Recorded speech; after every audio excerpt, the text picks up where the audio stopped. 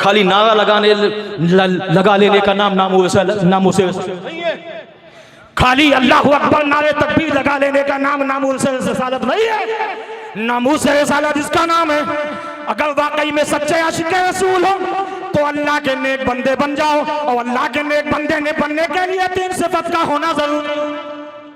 कौन सी सिफत? इबादुर रहमानिल्लज़ीना यमशूना अलल अर्दि हौना व इज़ा ख़ातबहुमुल जाहिलूना क़ालू सलामा। अल्लाह के जो नेक बंदे होते हैं वो जमीन पर झगड़ा नहीं करते, आजिज़ी से रहते हैं। और जब जाहिल कोई उनसे बहस करता है तो उसका जवाब जहालत से नहीं बल्कि सलाम से दिया करते हैं। अब अल्लाह वालों की रातें कैसे गुजरती है? वल्लज़ीना यबीतूना लिरब्बिहिम सुज्जदन व क़ियामा, या तो क़याम में गुजरती है या तो सजदे में गुजरती है। जमीन पर आजिज़ी के साथ रहो भाई। वहां पर ये नहीं देखा जाता ये बड़ा, मेरे आका तो छोटे छोटे बच्चों से सलाम करते थे। आज बड़ा से बड़ा मौलाना है वो किसी जाहिल से सलाम करने के लिए तैयार नहीं होता है। और यहाँ जमींदार लोग जो है, मैनेजर लोग जो है, जिम्मेदार लोग हैं, वो समझते हैं कि वो मौलाना हमसे सलाम करे, हम क्यों सलाम? भाई यहाँ नहीं बोलूंगा तो कहाँ बोलूंगा? यहाँ नहीं समझाया जाएगा तो कहाँ समझाया जाएगा? याद रखना, नंबर 1 बस यही 3 सिफत बयान करना है, उसके बाद तकरीर खत्म। नंबर 1, अल्लाह के नेक बंदा बनना चाहते हो तो जमीन पर आजिज़ी के साथ रहो। एक सहाबी आए, या रसूलल्लाह अलैहिस्सलाम, अगर हम जमीन पर आजिज़ी के साथ जिंदगी गुजारेंगे तो हमें इनाम क्या मिलेगा?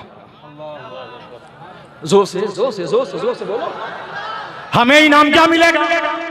आका सल्लल्लाहु अलैहि वसल्लम फरमाते हैं, इनाम जानना चाहते हैं जमीन पर आजिज़ी के साथ जिंदगी गुजारना शुरू कर दो, अल्लाह इनाम देता चला।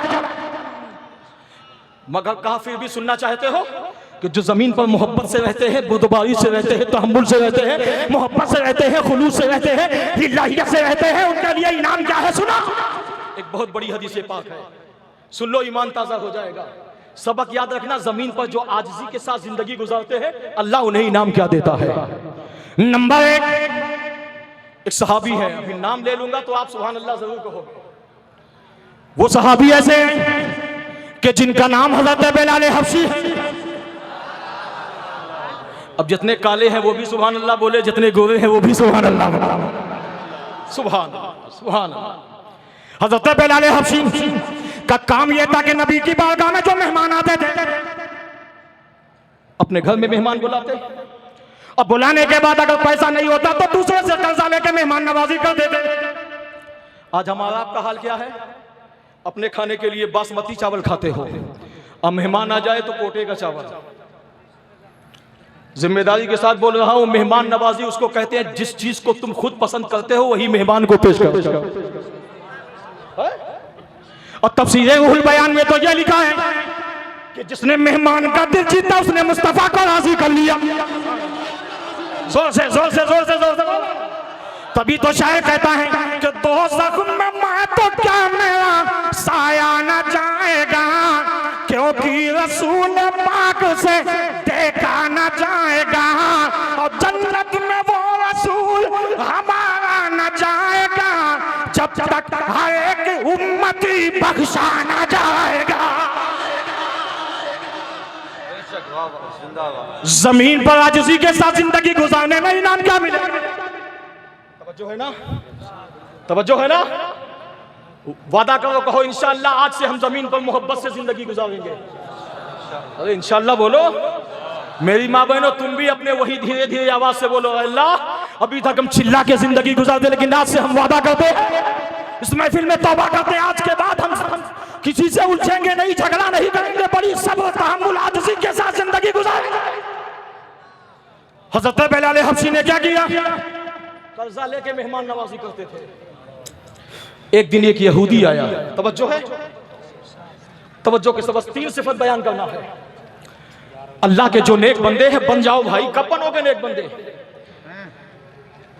कोई भी काम करो ये समझ के करो, इसके बाद मर जाना है। आला हज़रत ने लिखा है ना कि गैर आलिम को वाज़ करना मना है, लिखा है ना।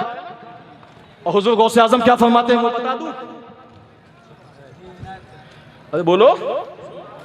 हाय हाय, लोगों का ज़हन ये होता है कि पब्लिक वाहवाही करे, दिल्ली में नाम हो जाए, लाल किले में हमारा नाम हो जाए, दुनिया के फर्स्ट पेज में हमारा नाम हो जाए। सरकार गौसे आजम फरमाते हैं, एक बात याद रखना, मिंबर नूर पे पढ़ने वाले चाहे नज़म में पढ़े या नज़र में पढ़े, सबके लिए एक पैगाम है, सबके लिए एक पैगाम है। नामूसे रिसालत पर मिटने वालों सुनो, तवज्जो के साथ सुनो। एक ऐसी बात बता के जा रहा हूं जो कल परसों नहीं परसों तक याद रखो। हुजूर गौसे आजम फरमाते हैं, मिंबर नूर पे पढ़ने वाला, जलसा करने वाला, जलसा कराने वाला, नाम है उस रिसालत के नाम पर जश्न को सजाने वाला, उस जश्न में पैसा लुटाने वाले सुनो। हुजूर गौसे आजम फरमाते हैं कि मिंबर नूर पे जब कोई पढ़ने लगे, चाहे नज़म में पढ़े चाहे नसर में पढ़े, पढ़ने से पहले एक बात जहन में रखना। क्या जहन में रखना है? पढ़ने वाला छोटा काफ और बड़ा काफ का इल्म जरूर रखता हो। छोटा काफ और बड़ा काफ का इल्म रखता हो। यार ये छोटा काफ बड़ा काफ क्या है? छोटा काफ बड़ा काफ क्या है? गुलामों ने कहा, या शहबाज़े लामकानी लंगाए दो जहानी, महबूबे यज़दानी सरचश्मे में सुल्तानी अशा का तो कादिर जिलानी हसनी हुसैनी सुम्मा बगदादी रज़ियल्लाहु ताला अन्हु की बारगाह में लोगों ने खराज अकीदत पेश किया। या शेख ये छोटा काफ बड़ा काफ क्या है? तवज्जो, छोटा काफ बड़ा काफ क्या है? सुन लो, सुन लो। तन्हाई में ये बात याद रखना, इंशाअल्लाह ईमान में रोशनी पैदा हो जाए। छोटा काफ बड़ा काफ से मुराद क्या है? सरकार गौसे आजम फरमाते हैं, छोटा काफ से मुराद ये कि मिंबर नूर पे पढ़ने वाला चाहे नज़म में पढ़े या नज़र में पढ़े, पढ़ने से पहले एक बात ज़हन में रख ले, छोटा काफ से मुराद ये है कि अब पढ़ने के बाद मेरा लिबास जो दूसरा होगा वो कफन होगा। पढ़ने के बाद जो मेरा लिबास होगा वो कफन होगा।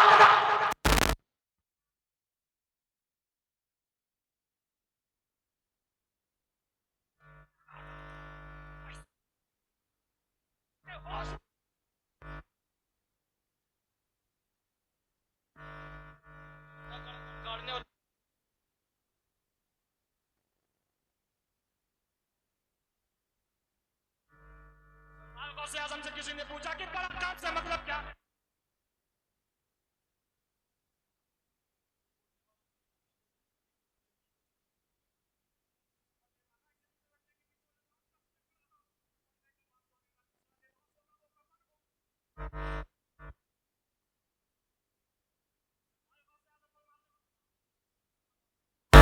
अभी सुभान अल्लाह बोलने लगता है।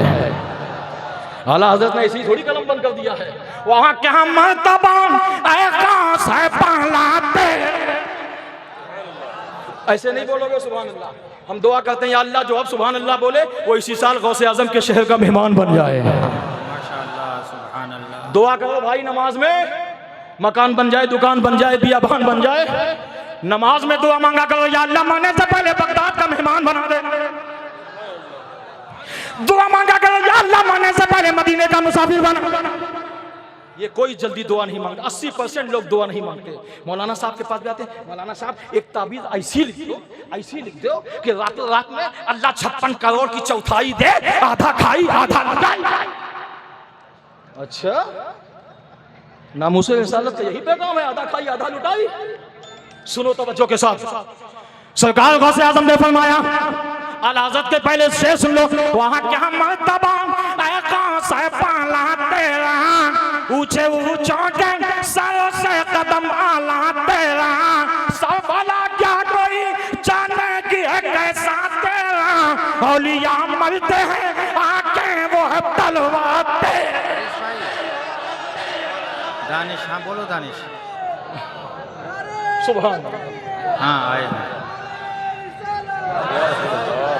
बताएंगे आपको वजह क्या है, बताएंगे। अच्छा, सुभान, हाँ वजह क्या है बताएंगे भाई, ठीक है। हाँ ठीक। सरकार गौसे आजम ने फरमाया कि बड़े काफ का मतलब समझ लो, मिंबर नूर पे पढ़ने वाला चाहे नज़म में पढ़े चाहे नज़र में पढ़े, बड़ा काफ से मुराद ये है कि पढ़ने वाला ज़हन में एक बात रख ले कि इस मिंबर के बाद जो मेरी जगह होगी वो कब्र होगी। जब ये ज़हन में रखोगे ना तो पढ़ने की चाशनी अलग होगी। हाँ, पढ़ने की शान ही कुछ, वही पढ़ोगे जो पढ़ना चाहिए। है ना भाई? आप इसके बाद वहां जाना है तो आप वही ना काम करोगे कि अब इसके बाद वही जाना है। अल्लाह के नेक बंदे बन जाओ भाई। कैसे नेक बंदे? सुनो इनाम क्या मिलेगा। जमीन पर आजिज़ी के साथ जिंदगी गुजारो, इनाम क्या मिलेगा? बिलाल हबशी को एक यहूदी ने बुलाया। यहूदी ने कहा, ओ बिलाल तुम हमारे पड़ोसी हो, मजहब अलग है तो क्या हुआ, लेकिन एक काम करो, तुम दूसरे से कर्जा लेते हो और कर्जा लेते हो मेहमान नवाजी करने के लिए। एक काम करो, हम तुम्हारे पड़ोसी हैं, हम इसे पैसा ले लिया करो और जो वादा हो उस वादे में दे दिया करो। कहा बात तो सही है। बिलाल हबशी ने यहूदी से कर्जा ले लिया। तवज्जो के साथ सुनना, तवज्जो के साथ सुनना, इसलिए वो बात है जो इंशाअल्लाह आपकी जिंदगी में इनकलाब पैदा करेगा। आजिज़ी के साथ जिंदगी गुजारो। जरा सी बात में झगड़ा करना छोड़ दो भाई, आपस में ना इत्तेफाकी छोड़ दो, हसद बुग़्ज़ ग़ीबत चुगली है ना, तकब्बुर मैं खत्म कर दो। यही जश्न गरीब नवाज का आज पैगाम है, यही नामूसे रिसालत का आज पैगाम है, यही मसलक आला हज़रत का पैगाम है। जिंदगी जीना है तो नबी की मोहब्बत में हसद तकब्बुर मिटा के जीना। बिलाल हबशी ने यहूदी से कर्जा ले लिया। कर्जा ले लिया, 20 दिन में दे देंगे। 15 दिन गुजरे थे, मेरे आका मदीने की गलियों में आए, बाजार में पहुंचे, वो यहूदी आ गया। या रसूल अल्लाह अलैहि सलाम ठहरिए। कहा क्या बात है? कहा आपके गुलाम ने मुझसे कर्जा लिया है। कहा कितने दिन के वादे में लिया है? कहा 20 दिन के वादे में। कहा कितना दिन हुआ? कहा 15 दिन। कहा 15 दिन तो 5 दिन रुक जाओ अभी। और भाई वसूल भी यही कहता है कि अगर 20 दिन के वादे में कोई कर्जा लिया है, 20 दिन देख लो, ना दे तब टोकना। मगर वो यहूदी 15 दिन ही में टोकने लगा। कहा या रसूल अल्लाह हमें कर्जा हमारा आज चाहिए, हमको जरूरत है। फारूक आजम बगल में थे, तलवार में हाथ रख दिया। आका मुस्कुरा के कहते हैं, आए नबी का मुस्कुराना कह दो सुभान अल्लाह।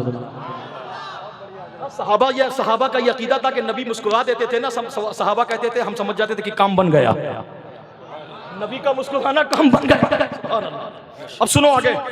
हज़रत बिलाल हबशी ने कर्जा लिया, 15 दिन में टोक दिया उस यहूदी ने।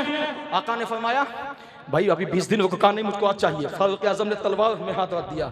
आका मुस्कुरा के कहते हैं, उमर ठहर जा, हम तो दुश्मन को भी पाकीज़ा सजा देते हैं, हम तो दुश्मन को भी पाकीज़ा सजा देते हैं। आज मजहब इस्लाम पर उंगली उठाने, मजहब इस्लाम को बदनाम करने वाले, इसकी वजह भी तुम हो, इसकी वजह भी तुम हो जो आज मजहब इस्लाम से लोग नफरत करते हैं ना। इस्लाम से नफरत नहीं, इस्लाम के मानने वाले कुछ ऐसा काम कर जाते हैं। ए प्यारे, मैं तुमसे हाथ जोड़ के गुजारिश करता हूँ, तुम वाकई में इस्लाम हो, इस्लाम वाले हो तो इस्लाम के सांचे में मुकम्मल ढल जाओ।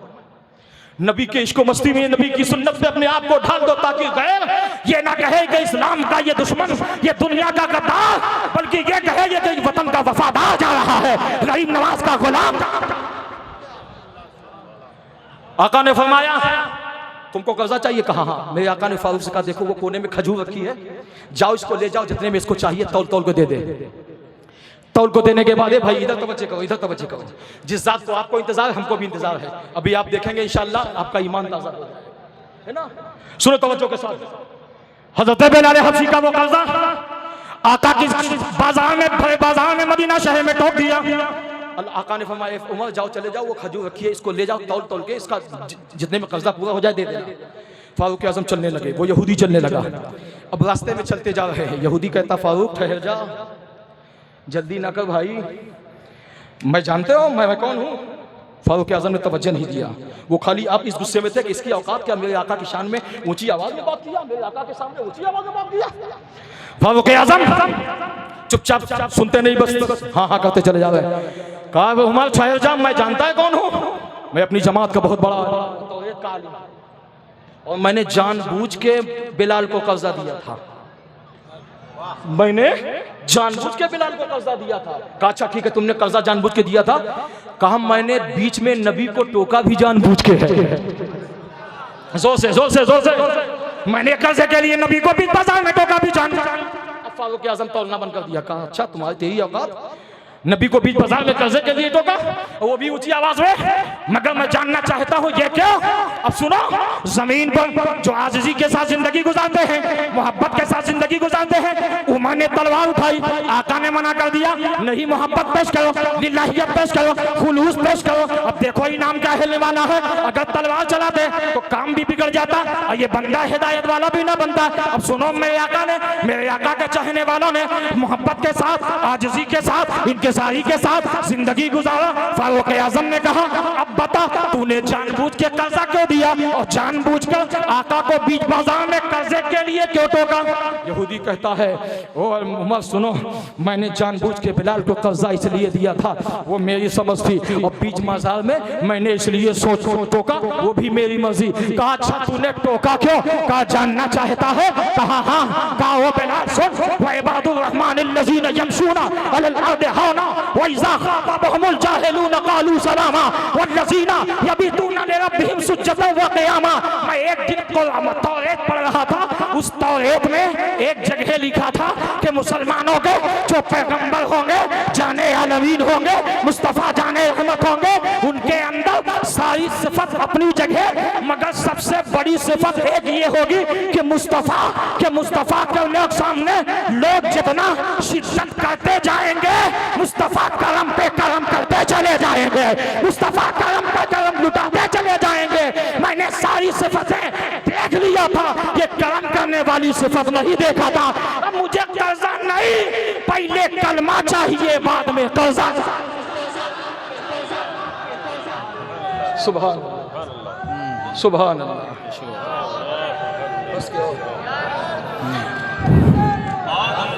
बहुत उम्दा, माशाअल्लाह, बहुत खूब, बहुत खूब। सुभान अल्लाह। गरीब नवाज के शहदाइयों, यार एक आखिरी बात सुन लो, जिसने गरीब नवाज में आए हो, सुभान अल्लाह।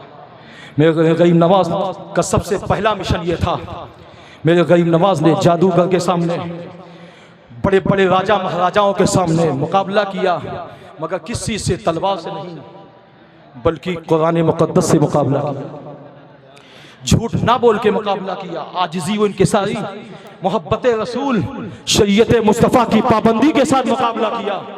ए प्यारे, ए मेरी माँ बहनों, तुम जरा सी बात में अपनी चादर, अपना पर्दा, अपना नकाब, कहते हो कि आजकल दुनिया कहाँ की कहाँ हो गई। मौलाना तुम अभी चादर में पड़े हो। सुनो, मेरे गरीब नवाज की बारगाह में भी चंद औरतों ने इस्लाम छीनने की कोशिश किया था, अपनी नुमाइश, अपने बदन की नुमाइश को दिखाकर मेरे ख्वाजा ने आंख बंद करके मुकाबला किया।